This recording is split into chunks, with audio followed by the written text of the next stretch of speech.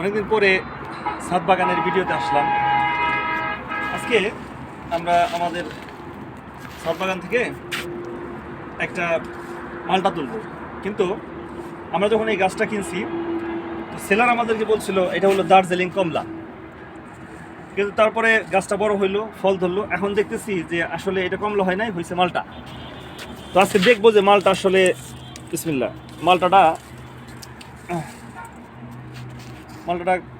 কেমন লাগে খাইতে। আজকে এটার একটা রিভিউ করব।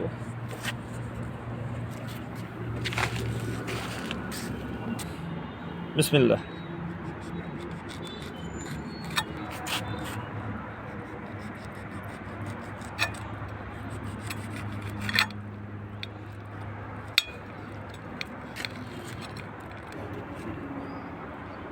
কালারটা, ভিতরে কালারটা এরকম আসছে, অনেক জুসি মনে হইতেছে মালটাটা।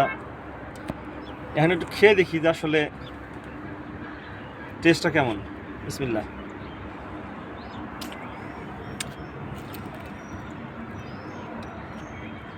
অসাধারণ মিষ্টি, অসম্ভব রকমের মিষ্টি।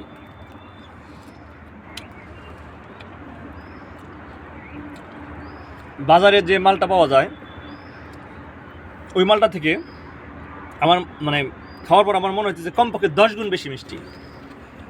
টোটালি মনে হয় যে চিনি দিয়ে শরবত করলে যেরকম মিষ্টি হয়, ঠিক চিনির মতো ওইরকম মিষ্টি আসতেছে। অর্থাৎ 10-এর মধ্যে 10ই দেওয়া চলে, অথবা 9.5।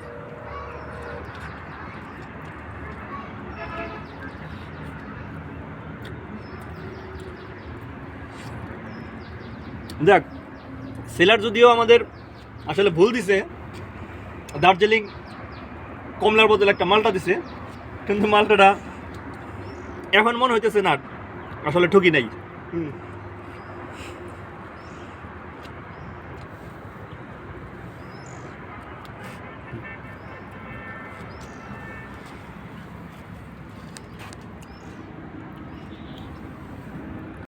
তো এখন যে ফলটা আমরা করবো এটা হচ্ছে ভিয়েতনামি 12 মাসি মিষ্টি মালটা।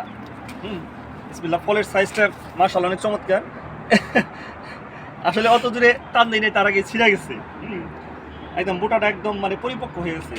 এই গাছে অবশ্য আরও কিছু ফল সেট হয়েছে। হ্যাঁ, তো এখন দেখি যে এইটার টেস্ট আসলে কেমন হয়। বিসমিল্লাহ।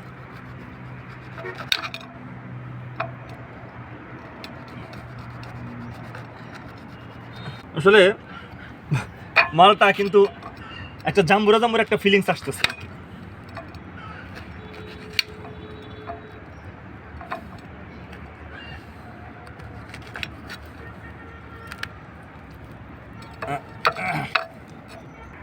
বিসমিল্লাহ।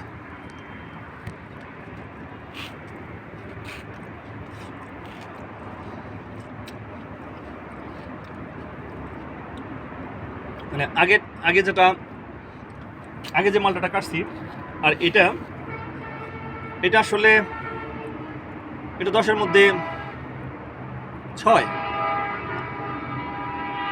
5.5, 6 এরকম দেওয়া যায় আর কি। কিন্তু টক না, একটু টক না, কিন্তু একটু পানসে টাইপের মিষ্টি আর কি।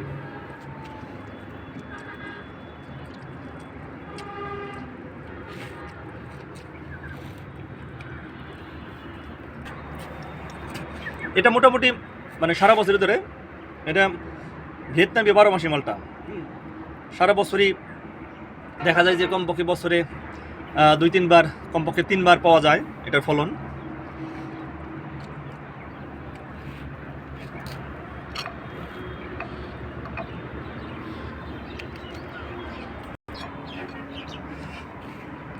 তবে এই মালটাটা আসলে আমরা বেশি পরিপক্ক করে ফেলছি, অর্থাৎ বাড়তি বেশি হয়ে গেছে, যার কারণে রসটা একটু শুকিয়ে গেছে।